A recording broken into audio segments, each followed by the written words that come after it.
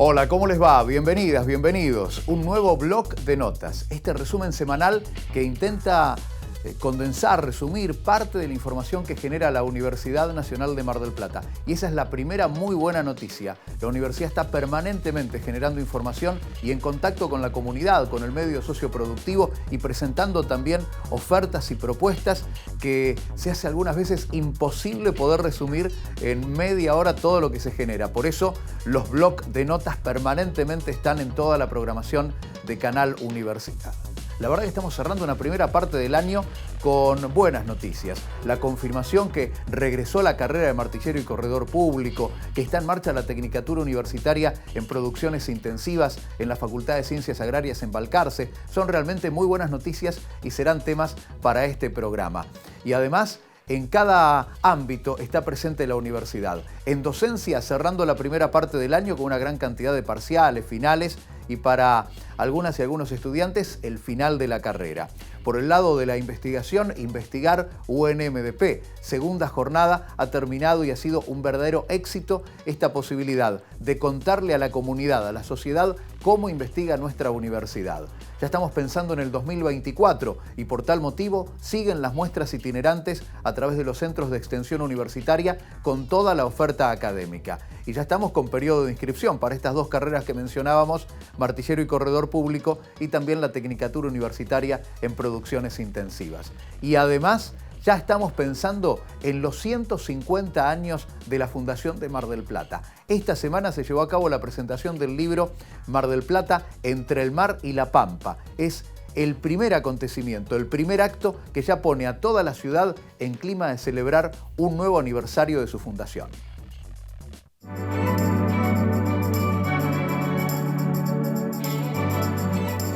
Tenemos la alegría de estar reunidos aquí en el aula Silvia Filler para hacer una presentación de una importante colección que ha lanzado la editorial de la Universidad Nacional de Mar del Plata, UDEM, que es una colección que está destinada a reconstruir de alguna manera la historia de nuestra ciudad en sus múltiples aspectos. Y creo que eso es muy positivo porque la universidad viene trabajando desde hace mucho tiempo a través de sus investigadores, sobre todo de las disciplinas sociales, que vienen de alguna manera profundizando la historia de nuestra ciudad, la historia de su movimiento obrero, del empresariado, de lo que significó la ley de propiedad horizontal, de las corrientes migratorias que han constituido nuestra ciudad y que lo siguen haciendo, de la cuestión social, la relación o cómo impactaron en Mar del Plata, bueno, fenómenos nacionales de pandemias y distintas cuestiones que, bueno, que han de alguna manera ha dejado su cicatriz o su impronta en todo lo que fue la constitución de nuestra querida Mar del Plata. La editorial de la universidad tenía un entrenamiento muy intenso para hacer libros de los investigadores, para los investigadores o para los estudiantes, y aprender a hablar con la sociedad, no a la sociedad, sino con la sociedad, es un desafío importante para las editoriales universitarias, que generalmente no encaran, no se proponen. Yo creo que eso es un déficit, y por eso el trabajo que hicimos todos juntos con Andrea Di Pace, que es la directora, con Elisa Pastoriza, que dirige la colección, con los autores, con todo el equipo de UDEM y con el apoyo de la Fundación y de la Universidad, ha sido realmente, en mi opinión, extraordinario. Voy a decir con la humildad con la que pueda decirlo, que yo conozco bien el mundo editorial, conozco bien el mercado editorial, hace 40 años que actúo en el medio editorial, aquí y en el extranjero, y no hay muchas colecciones de esta calidad y muy pocas colecciones de editoriales universitarias de esta calidad, con esta vocación, con esta capacidad de interactuar con los actores de la sociedad civil, con este rigor en los textos y este atractivo en el diseño, en la presentación, en la propuesta. Creo que es un logro inmenso de la editorial, de la Fundación, de la Universidad y de todo el equipo que hizo posible esta colección. Esta es una iniciativa de UDEM y de la Universidad de Mar del Plata, que me convocó Alberto Rodríguez para dirigir esta colección, que creo que es como una culminación de mi carrera, que hace mucho tiempo que vengo investigando sobre Mar del Plata, tengo varios libros sobre la historia de la ciudad y creo que esta va a ser una colección muy importante dirigida al público en general, a la sociedad civil de Mar del Plata, y me parece muy necesaria. Los 3 primeros títulos son Mar del Plata Vertical, que es con todo el fenómeno urbano sobre la construcción, escrito por Víctor Pegoraro. Luego La Pequeña Italia, una comunidad portuaria, escrito por Bettina Favero, y Sufrir en la Feliz, por Adriana Álvarez, que trata toda la cuestión de las enfermedades infantiles, fundamentalmente la poliomielitis y la tuberculosis. Es una colección sobre la historia de la ciudad de Mar del Plata, de la ciudad y todo su entorno, por eso se llama Entre el Mar y la Pampa, es decir, todo lo que tiene que ver con el proceso y la trayectoria de Mar del Plata. Y es una colección que podemos decir que abre las conmemoraciones que se dan el año que viene de los 150 años de Mar del Plata.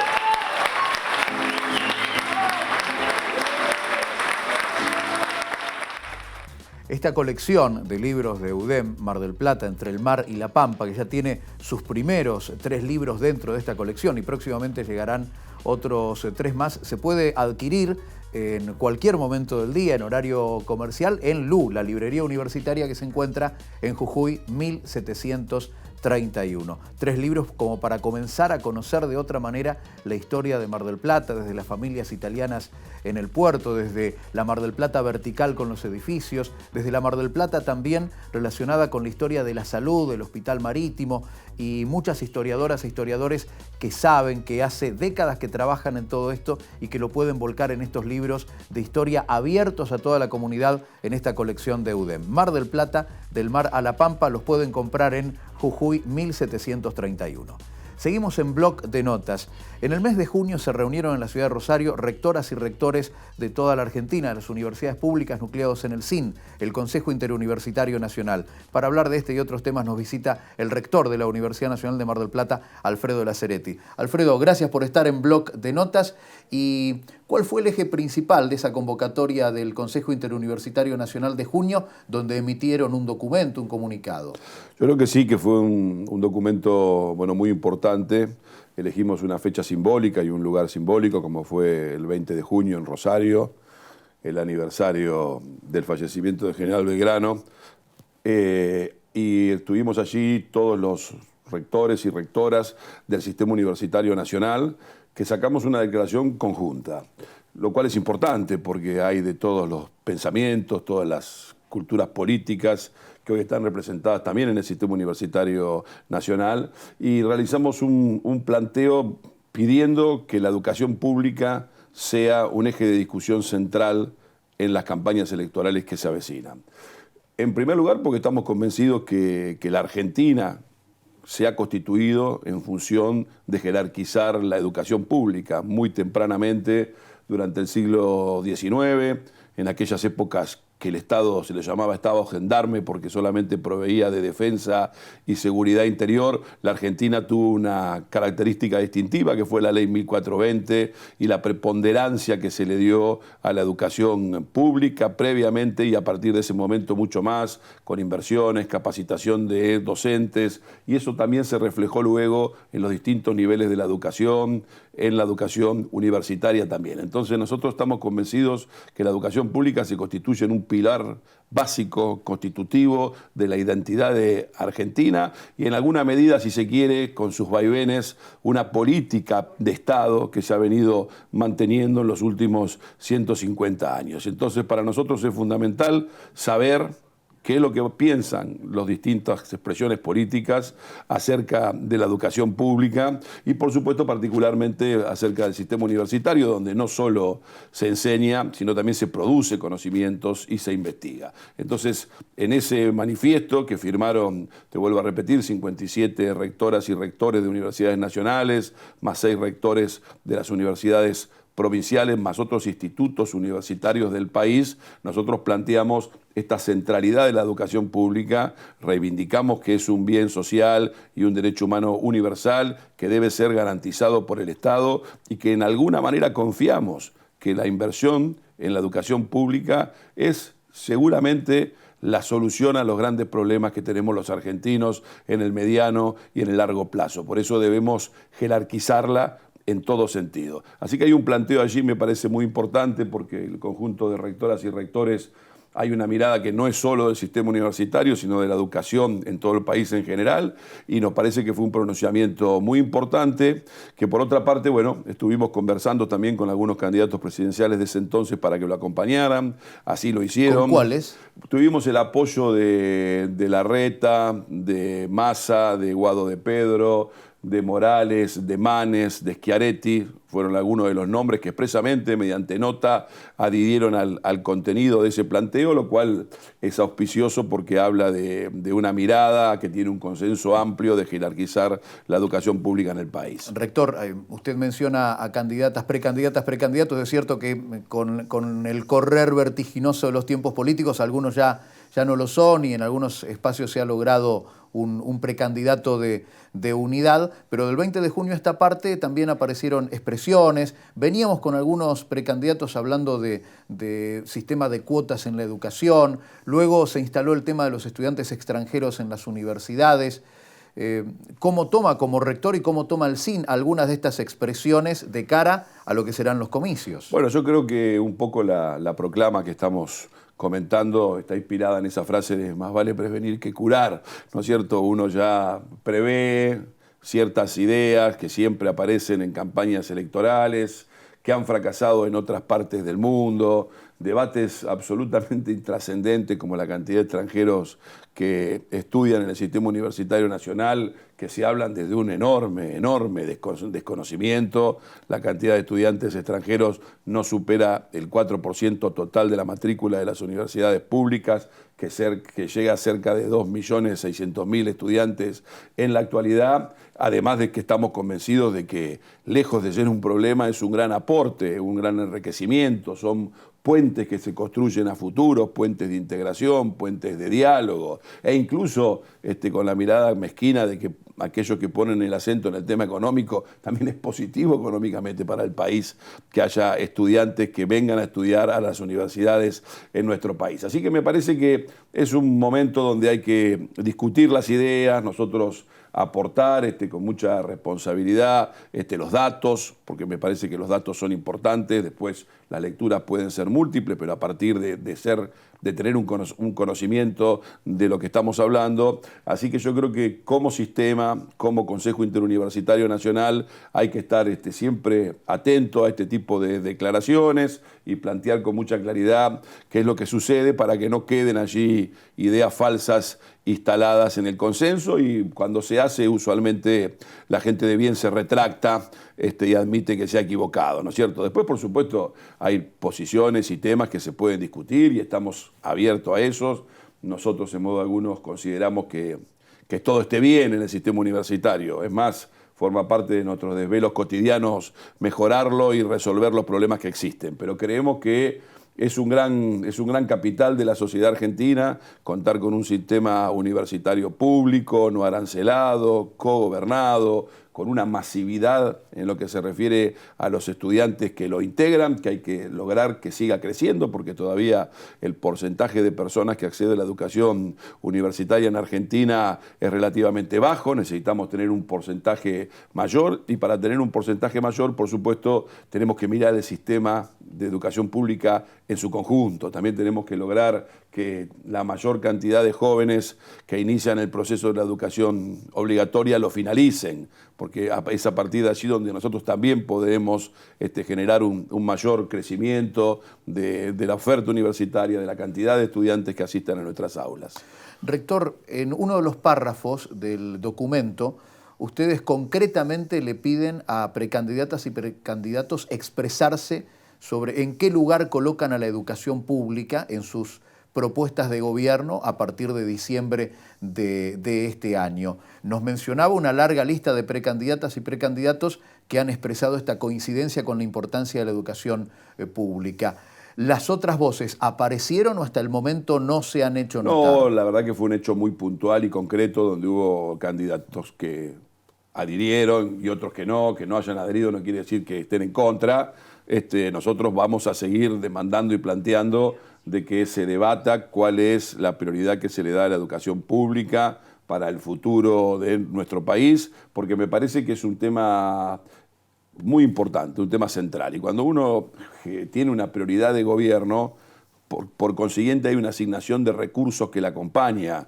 No se puede mejorar la educación pública con salarios docentes magros, no se puede mejorar la educación pública sin inversión en infraestructura áulica, edilicia, no se puede mejorar la educación pública si no se trata de modificar los contenidos y existe una preocupación permanente de cómo logramos que todos los chicos estén en los establecimientos educativos, porque ese puede ser un eje estructurante de la vida cotidiana de las familias y las personas. Entonces, es importante discutir qué mirada tienen de la educación pública. Le pregunto al rector, pero también al hombre de la economía, usted es contador, esto que expresa, ¿puede llevarse adelante cuando desde la raíz hay precandidatas y precandidatos que levantan como argumento y como propuesta de campaña que todo es gasto público, que hay que reducir el gasto público y reducir el protagonismo del Estado en el país? A mí lo que me parece que hay que tener alguna claridad de cuestiones. Digo, yo creo que siempre es positivo el equilibrio fiscal. Sin equilibrio fiscal es muy difícil llevar adelante en el largo plazo una economía y lo estamos viviendo. Ahora, dentro de ese equilibrio fiscal, el presupuesto de la Administración Pública Nacional, como los presupuestos de las distintas provincias del país, son enormes. Y entonces, por supuesto, uno tiene que elegir en qué áreas puede llegar a ser algún ahorro y en qué áreas no. Y qué áreas hay que no solo ahorrar, sino darle más recursos. Bueno, por eso ya se trata de las prioridades de gobernar. Cuando uno habla de tener un equilibrio fiscal, por supuesto, significa nada más ni nada menos que equilibrar lo que entra con lo que sale. Ahora, ¿cómo logramos ese equilibrio? Bueno, es toda una discusión. ¿Y qué priorizamos para lograr ese equilibrio? También. Entonces nosotros lo que estamos planteando es que la educación pública tiene que ser jerarquizada, porque es una política que nos va a permitir salir adelante, que va a fortalecer la democracia, que va a generar una sociedad con un capital educativo importante, porque vamos a avanzar cada día más a una economía guiada por el rol del conocimiento y necesitamos tener una población que tenga el mayor grado de capacitación. Cuando se planteó la ley 1420, se la planteó no solo como un objetivo educativo, se la planteó como un objetivo de una construcción, de una identidad, de una nación que comenzaba a dar sus primeros pasos, pero también una mirada que decía que teníamos que combatir el analfabetismo porque no podemos desarrollar un mercado con gente que no sabe leer ni escribir. Entonces, para potenciar la economía de un país, es elemental que debemos fortalecer la educación pública. Y en este caso, la educación superior, porque el vértigo de los conocimientos es muy importante. Rector, usted también plantea en el documento, y usted lo expresaba, ¿no? La universidad pública, el espacio de diversas voces, de la universalidad de voces. Se vienen las elecciones, las primarias, también se vienen los debates. ¿Será tal vez la Universidad Nacional de Mar del Plata, en el plano local y zonal, un espacio donde puedan encontrarse precandidatas y precandidatos para ese diálogo, ese debate? Yo creo que la Universidad Nacional de Mar del Plata y todas las universidades del país estamos abiertos a que nuestras casas de estudio se conviertan en un punto de encuentro, en un punto de debate, en un punto de discusión de todas las ideas. Así que nos es altamente probable de que podamos generar esos puntos de encuentro, y si lo solicitan vamos a estar a disposición totalmente para poder hacerlo, porque creemos que es a través de la discusión pública cómo vamos a ir encontrando los argentinos comunes denominadores, que nos permitan decir, bueno, en esto podemos trabajar todos juntos, más allá de los disensos, que es lo que necesitamos para salir adelante. Rector, agradecerle. Y por último, hablamos mucho de la comunidad universitaria. Ahora, cuando salimos de la comunidad universitaria, estamos insertos en la sociedad. ¿Usted considera que la sociedad argentina también levantará esa bandera de prevención y de defensa de la educación pública, tal como lo hizo el CIN el 20 de junio? Bueno, creo que es un debate, como tantos otros, y por eso estamos dispuestos a darlo, y por eso hemos hecho este manifiesto, porque yo creo que la mayoría de la gente está convencida, o al menos intuye, que la solución de las cosas es a través de la educación. Entonces hay que reforzar ese pensamiento, hay que darle la mayor cantidad de elementos para que esa convicción se transforme en una política de Estado que se lleva adelante con independencia de quien gobierne. Gracias por la visita a Blog de Notas. A ustedes. El rector de la Universidad Nacional de Mar del Plata, Alfredo Laceretti, hoy para hablar puntual y específicamente de este documento. Las rectoras y rectores de las universidades públicas argentinas el 20 de junio en Rosario emitieron este documento donde también le dicen a la clase política en tiempo de elecciones, bueno, ¿qué van a hacer? ¿En qué lugar colocan a la educación pública? Y también valorando, reconociendo y haciendo un repaso de lo que significa la movilidad social que otorga la educación pública y lo que significa la Universidad Pública Argentina. De eso se trata. Vamos a la Facultad de Ciencias Económicas y Sociales. En realidad vamos a un área que tiene que ver con el cuidado de la casa común, con el medio ambiente y con una universidad que está avanzando en el tema del reciclado y en el tema de la concientización. Otra jornada de recuperación de desechos tecnológicos se llevó a cabo en el complejo universitario.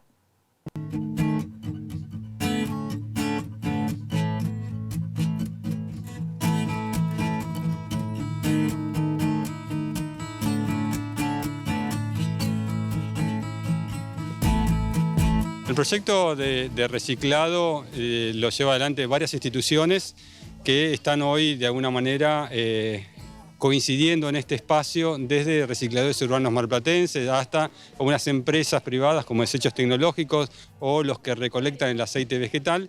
Y hay un proyecto muy grande que coincide en este espacio que tiene que ver también con Cuidando lo Nuestro Mar del Plata, que es un proyecto financiado por la universidad, pero en el cual participa también la Cámara de Industria Plástica de Mar del Plata, Fortalecerse, que es una fundación, que es una cámara vinculada a la Responsabilidad Social Empresaria de Mar del Plata, y Reconstruir Mar del Plata, que es una ONG con la cual tenemos cerca de 50 puntos verdes en la ciudad. Si entran en Facebook Cuidando lo Nuestro Mar del Plata, ahí van a encontrar los puntos verdes donde pueden llevar las ecobotellas y las tapitas, elementos que después terminan en productos como tablas plásticas o perchas, y mucho de eso se triangula con el materno infantil. O sea, aparte de lo que recibimos, lo llevamos, lo donamos al materno y el materno después lo vende, con lo cual genera fondo para la institución. Así que, bueno, de todo esto se recupera. La importancia de todo esto es que este material, si no en particular o en general, iría a el predio de disposición final, con lo cual estamos reduciendo el impacto en el basural que tenemos en Mar del Plata, en el predio de disposición final, y entra en el circuito productivo. O sea, dos cosas: no impactamos negativamente en Mar del Plata, en el predio de disposición final, y por otro lado tenemos productos o insumos para la industria de Mar del Plata. Nosotros llevamos 2 años con el programa Cuidando lo Nuestro y más o menos también 2 años haciendo estas acciones. El 1 de diciembre del 2021 fue la primera jornada, esta es la 6ª, y ya llevamos más de 25 toneladas recuperadas de desechos tecnológicos nomás. En lo que es plástico, ecobotellas, más o menos recuperamos 4 o 5 toneladas por mes. Se tiran en Mar del Plata 120 toneladas por día. O sea que bueno, hay un espacio grande para recuperar plástico en Mar del Plata. Creo que también este tipo de acciones con las que llevamos adelante, que se realizan en otros espacios también de la ciudad, impactan positivamente en la conciencia de la gente, en tomar conciencia justamente de la importancia de recuperar estos productos. Fíjate que, por ejemplo, en las ecobotellas, todo ese plástico, en realidad no hay nadie que lo recupere si no es a través de las ecobotellas, a partir de poner plástico limpio seco en una botella. Antes era solo desechos tecnológicos, ahora también tenemos cartón, papel, aceite vegetal y ecobotellas y tapitas. Este año se juntó más en lo que tiene que ver con ecobotellas, básicamente, y tapitas. La verdad que nos ha llamado la atención la cantidad que hay. El aceite vegetal también nos llama la atención. En la jornada anterior juntamos 100 litros y seguramente vamos a juntar algunos más. La verdad que a mí particularmente particularmente no sabía que había tanta gente que juntaba aceite vegetal. Y lo bueno que después eso, como te decía, después se genera biodiesel, con lo cual nuevamente se puede poner en funcionamiento. Así que en cuantía, la verdad que la gente sigue teniendo desechos tecnológicos. Han venido varias empresas como SPI, Copeis, hoy pasaron con camiones bajando sus desechos tecnológicos acá. Estamos esperando otras empresas que también vienen, así que tanto de lo que es la ciudadanía en términos generales como de las empresas, realmente tienen una repercusión importante este tipo de actividades. Nos enteramos por Instagram, vimos una publicación, no sé si de la facultad o de la gente de desechos tecnológicos, y bueno, nos acercamos a traer material. Generalmente tenemos, porque tengo una empresa de servicio informático y generalmente conocemos a los chicos de desechos tecnológicos justamente por eso, porque todo lo que es plástico, carcasa de monitores, todo ese tipo de cosas, es más, instamos a los clientes que no lo tiren en la calle porque terminan en el predio del basural, entonces preferimos ocuparnos nosotros y que no terminen en la calle o en el final del recorrido en el mar.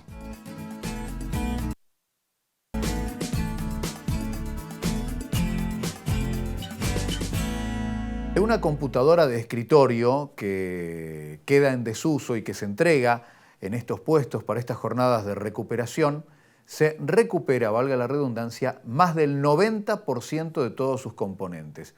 Y algunas placas y circuitos especiales son enviados a países europeos, especialmente a Bélgica, para recuperar allí oro y plata, que también están dentro de esos componentes.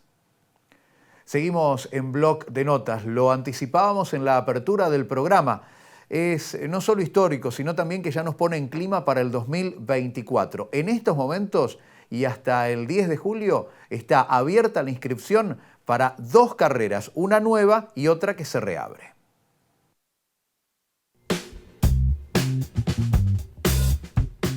Es un nuevo periodo que tiene que ver con que nos llegó la autorización para poder hacer esta inscripción. Son 2 carreras, ¿no? Las 2 son en la modalidad a distancia. El periodo va a ser desde el próximo lunes 3 hasta el 10 de julio.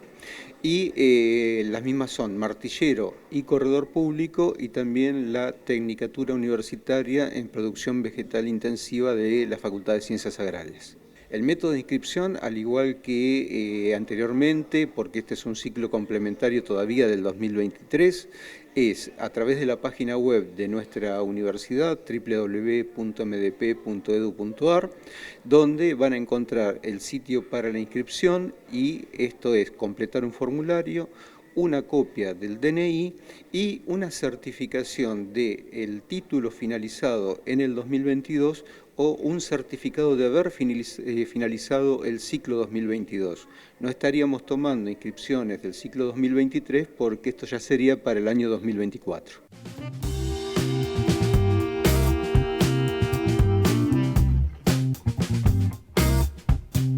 Quienes se anoten tanto en la carrera de martillero y corredor público a distancia, como la tecnicatura en producción intensiva a distancia, martillero y corredor público tiene base en la Facultad de Derecho, la tecnicatura en producciones intensivas en la Facultad de Ciencias Agrarias. Quienes se anoten hasta el 10 de julio comenzarán a cursar luego de las vacaciones de invierno. Y ya estas 2 carreras quedan incorporadas para todo el cronograma de inscripción desde el 2024 en adelante. Es sin ninguna duda una gran noticia. Llegamos al final de este blog de notas. Seguimos con lo que fue investigar UNMDP, un éxito. Seguimos con las muestras itinerantes con los centros de extensión universitaria por los barrios y las ciudades de la zona. Estamos cerrando la primera parte del año con parciales, con finales de cara al receso invernal. Y a la vuelta, toda la inscripción 2024 y la muestra educativa. Nos vamos y le agradecemos a todo el equipo y a ustedes por ser agentes multiplicadores. Un último dato, hoy se habló mucho sobre estudiantes extranjeros en universidades públicas argentinas. Son entre el 4 y el 5%. El costo de esa presencia, si lo ponemos como costo, es de 360 millones de pesos anuales. El aporte que realizan las y los estudiantes extranjeros en la ciudad de Buenos Aires, por ejemplo, en el año 2018, aportaron al movimiento económico más de 10.000 millones de pesos. Hablamos de datos, ya no es cuestión de opinión. Gracias por acompañarnos.